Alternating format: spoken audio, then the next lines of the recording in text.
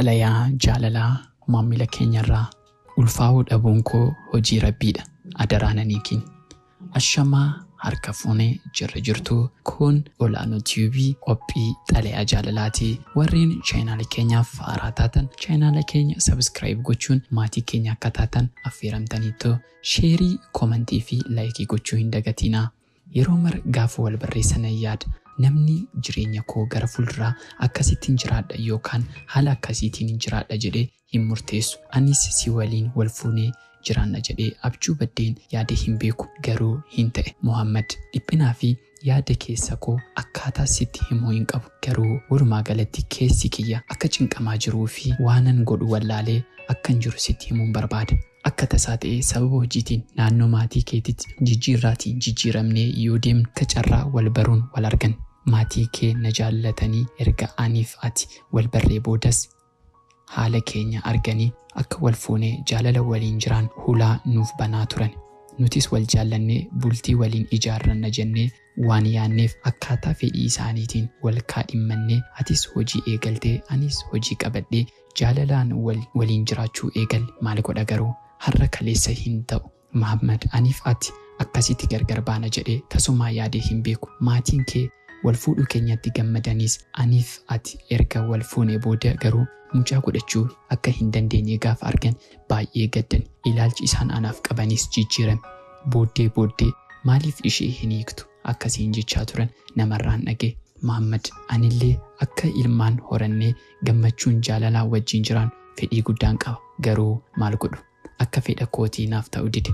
Ani nama uumee garaa koo keessa kaahuu hin danda'u. Rabbi tokkichatu kana gochuu danda'a. Ani jaaladhee miti. Jaalalaa fi kabaja guddaan siif qaba. Sirraa adda ba'ee jiraachuu hin barbaadu.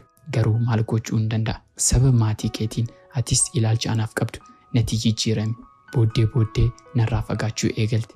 Siruma isaa immoo dubartii biraa akkasiif gaafachaa jiran dhage. Muhammad homaa jechuu miti. Tarii anaafis boru Waaqayyoon na yaadataa ta'a. Muhammad homaa jechuu miti. Tarii anaanis boru Waaqayyoon na yaadata ta'a. Waan humna kootii ol ta'e kana garuu homaa gochuu hin danda'u. Otoon si jaalladhu, otoon si waliin jiraachuu fedhu sababa maatii keetii fi ilmoo dhabuu kootiin sirraa adda ba'uuf dirqameera. Daandiin siif haa milkaa'u. Jireenya gaarii yeroo maran siif hawwu. Anaafis Rabbi jira fayyaa ta'e. Haadha manaa kee duraanii muumminaadha. Abbaan manaa koo Muhammad baalee garasaatti kan argamuuf osoo Muhammad taatee maal gootu? Mee gaaffii kan gorsa keessan gama komantiitiin nuuf barreessaa. Galatoomaa. Xalayaa kana Muhammad qaqqabsiisuuf sheerii tuqxanii isa biraan akka geessan abdii guddaa qabna. Horaa bulaa. Xalayaa jaalalaa maamila keenyarraa amala kee saree dhiisi natti deebi'i. Warreen chaanaala keenyaaf haaraa taatan chaanaala keenya subscribe gochuun maatii keenya akka taatan affeeramtanii jirtu. Komentii, sheerii fi laayikii gochuu hin dagatinaa. Lafti abdatan sanyii nyaata, namni abdatan waadaa nyaata jedhamitiiree Oromoon yoo mammaaku. Waa'ee kee dubbii nan dhiisa yoon jedhu sammuun koo na dirqisiisa. Kan ati narratti raawwatte yoomummaa keessa kootii hin badu. Godaannisa sammuu koo kan akka dhiibbaa taanee suphame waraansa dhiigaa hin buufne waraanatu hin argatu. Arraba kee sobduu sanaan akkan duumessaa lafa gannaa na golgite. Anaaf ati haalli nuu mijachuu baatus haalli addaan nuun hin baasu naan jechaa turte. Nuti daawwitii waliiti. Miidhaginaa fi fokkisummaa keenya kan wal keessatti ilaalludha. Ani kan keeti, atis kan kooti. Godoo jaalalaa onnee koo keessatti ijaarratteetta. Onnee koo keessa bara jireenya koo guutuu jiraatta. Sirraa humtuu nan fudhatu naan jechaa turte. Gaafa ati gara Kuweetitti imaltu boo'ichaa fi gadda guddaa caala walitti maramnee imimmaan fuula keenyarraa dhangala'ee nagaan walitti dhaammannee addaan baane. Edaa ati jaalala sobaan na faana jiraachaa turte. Dhugaa Waaqaati. Anaaf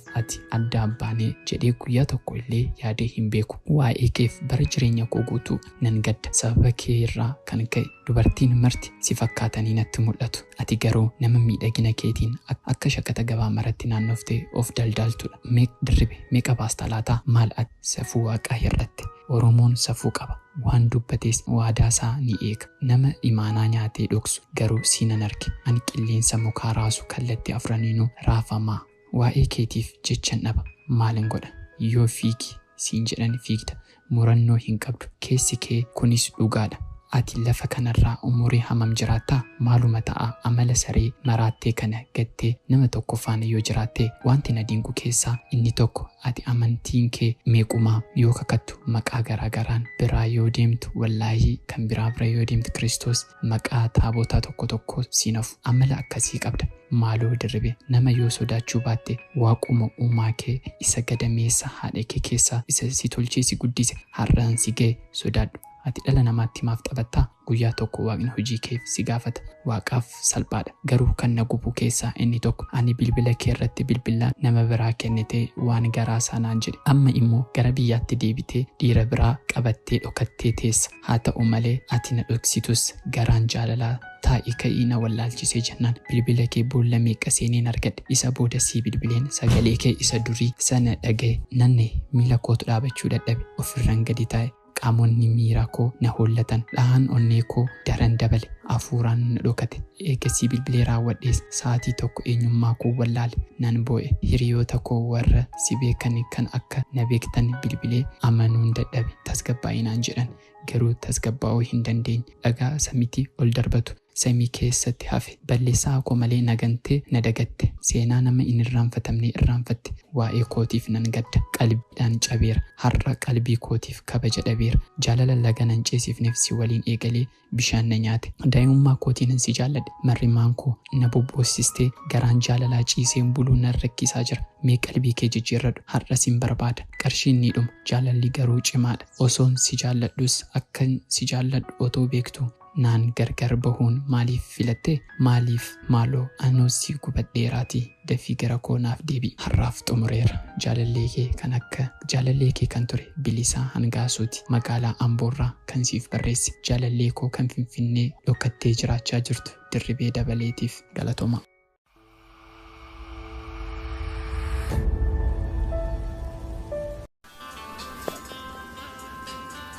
Boonako akkan si jaaladhuuf akkan si yaadetti galaana qaxxaamuree akkan laatti samiirra bararee na dhufa jedheen ture.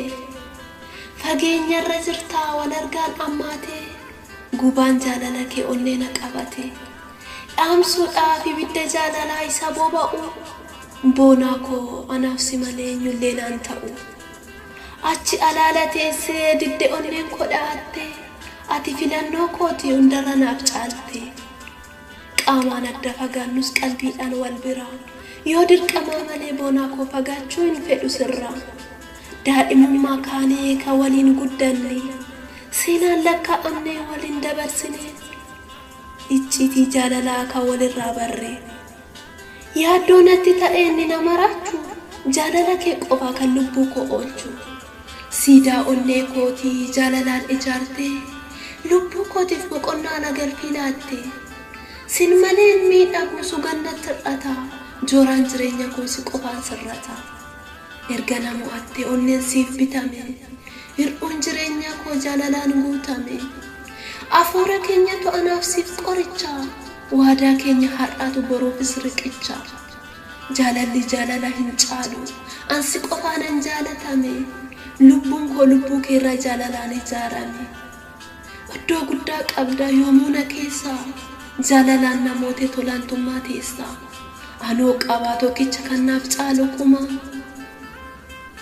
Jaalalli isaaf qabu tasa hin qabu dhuma. Boonako mee ka'ee waasiif hima. Yoon jiraadhes alaala qaamaan sirraa fagaadhe. Seenaan na gaafata waadaa keessoo nyaadhe. Fageenyi daangessee ina baarru baraa. Riqicha jaalalaa nuuf ijaaree nuuf hambaasa karaa. Qoraattiin baay'atee karaan koo ta'us cufa. Ijaarsicha diidee lafati jirtu dhufa. Jaalalli hunda mo'a. Gatii hin qabu kan fakkeessu. Karaan koo fagaatus sirraan nan daangessu. Walirraa fagaanne taanus duddaaf garaa. Lafa yaanne keenya gaaf tokko gaaf baraa. Hunduu darga goree. Amaa ta'us bitaa waadaan kee waadaadha maaf hin taane citaa. Xiyyaara rogaan fiigu isa homtuu hin qabne karaan koo dheeratus beekee akkan sirraa nafne. Jireenyi dachee irraa cimaa ta'us gufuu waaqni jaalalaa na gargaara hin dhabu karaan dhufu jireenyi dacheerraa cimaa ta'us gufuu waaqni jaalalaa na gargaara hin dhabu karaan dhufu